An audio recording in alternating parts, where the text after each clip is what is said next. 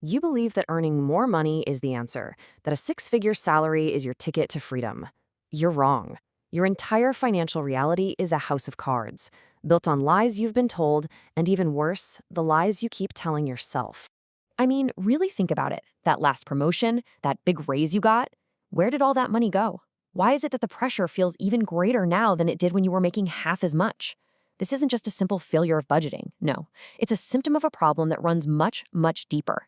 It's a problem that's rooted in the very wiring of your brain and the society that you're living in. See, you're being controlled by invisible psychological scripts.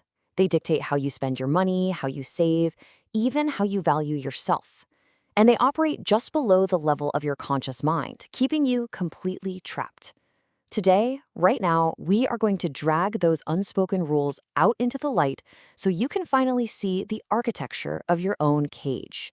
So let's start by identifying exactly who we're talking about here.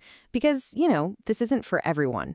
This is for a very specific type of person: the successful, the ambitious, and the financially stuck. Do you see yourself in this definition? The term is Henry, high earner, not rich yet. We're talking about doctors, lawyers, people in tech, entrepreneurs, folks earning between, say, $250,000 and $500,000 a year who, despite that really impressive income, have built almost no real wealth to speak of. You've got all the symbols of success, but you don't have the actual substance of security. Let's just be brutally honest for a second. You are the working rich. And that term, it just perfectly captures the paradox, doesn't it? Your high-status lifestyle, the nice house, the fancy car, the expensive vacations, it's all a performance, a show that's funded entirely by your labor, not by your assets. And you know what that means? It means you're not free. It means you are one job loss, one market downturn, away from watching it all just vanish. You are living in a gilded cage. And hey, don't just take my word for it. Look at the hard data. The numbers don't have an opinion. The top 1%, the truly asset-rich, they save an average of 38% of their income. But the Henrys, the rest of that top 10%, they're saving a mere 12%. That isn't a gap, that's a chasm. This is the proof that a high income does not automatically translate to wealth. So what is this invisible force that's just eating up the other 26%? Well, the first unspoken rule isn't just some psychological tendency, it's a law. It acts on your finances with the same inescapable force that gravity acts on matter. And for anyone who's unaware of it, it's absolutely devastating. It's called Parkinson's Law of Money. It's an adaptation of the original idea, and it is simple. Expenses always rise to meet income. Every single time you get a raise, this law kicks in. It's that invisible force that ensures no matter how much you earn, there's somehow never anything left over. It's the reason you can literally double your salary and still feel like you're living paycheck to paycheck. Think of it like this. It's the goldfish effect. A goldfish grows to the size of its pond, right? Well, your spending does the exact same thing. It expands to fill the container of your income. You get a bigger paycheck, and you automatically upgrade to a bigger pond, a bigger house, a more expensive car, fancier restaurants. And listen, this isn't a conscious decision you're making to be irresponsible. It's a subconscious default setting that just equates earning more with deserving more right now. Now, if Parkinson's law is the external mechanism holding you back, this next rule, this is the internal engine that powers the whole thing. This is the neurological trap that guarantees you are never, ever satisfied. It's called hedonic adaptation. You might have heard it called the hedonic treadmill. See, your brain has a baseline level of happiness, a kind of set point. When something good happens, like you buy something new or you get that promotion, you get a temporary spike of joy. But your brain, with frankly shocking speed, it just adapts. That new reality becomes the new baseline. The luxury you bought becomes a necessity. And this isn't some new age idea. This is based on foundational research from way back in 1971.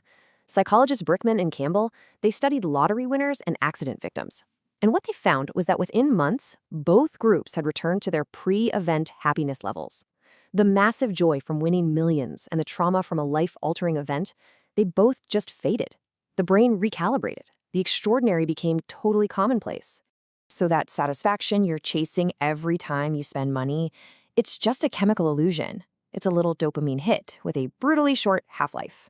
You're caught in a cycle, an addiction, really. You spend to get the hit, you adapt, the feeling fades, and then you have to spend even more just to feel the same, diminishing reward. You're just running on a treadmill, burning energy and going absolutely nowhere.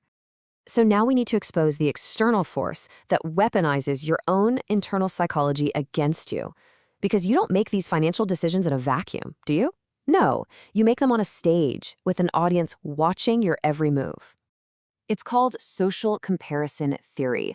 A guy named Leon Festinger first proposed it back in 1954. And it says that we have this innate biological drive to evaluate ourselves against other people. When there are no objective standards for what success is, we look to our peers. We literally determine our social and personal worth based on how we stack up against the Joneses. And what this creates is something economists call an expenditure arms race. You see a colleague's vacation photos pop up on your social media feed. You see a neighbor's brand new car in their driveway. This triggers something called relative deprivation, that feeling of resentment that you have less than the people around you. So you don't spend money to meet a need. You spend money to signal your status. You are fighting a war for social standing with your credit card as the weapon. The economist Thorstein Veblen saw this happening over 100 years ago. He gave it a name: conspicuous consumption. Luxury goods, he said, aren't bought for their utility. They're bought to be seen. They are signals. They're a kind of social armor designed to broadcast your rank in the tribe and protect you from the deep-seated fear of being seen as lower status. Okay, we have diagnosed the problem.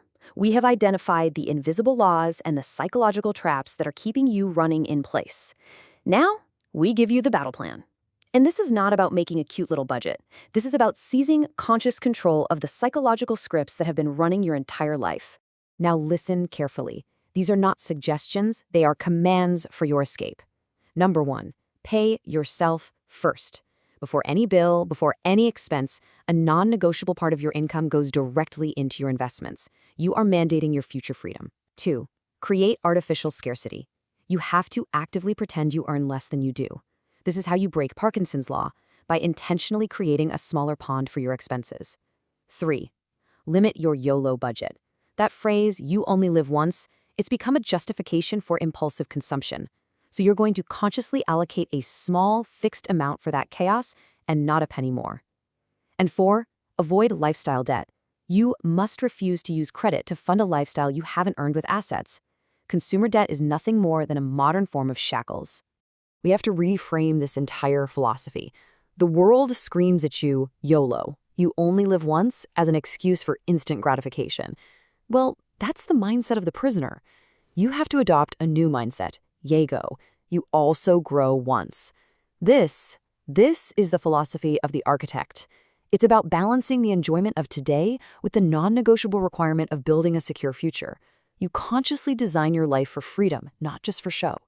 And that brings us to the ultimate choice. Because now that you've seen the rules of the game, now that you've seen the psychological traps that have been laid for you, you can no longer claim ignorance. You're standing at a crossroads. Are you going to continue to be a passive prisoner controlled by these subconscious scripts? Or are you going to become the active architect of your own life and seize conscious control of your reality? The choice is yours. Stay in the comfortable illusion or commit to the difficult path of awareness. The question isn't if you can escape anymore. It's if you will. So if you are ready to stop being played by the system and start playing it, then make your commitment right now. Hit subscribe and activate all notifications. Then, I want you to go to the comments and declare, I am the architect. Join the others who have chosen to see reality as it truly is. The work starts now.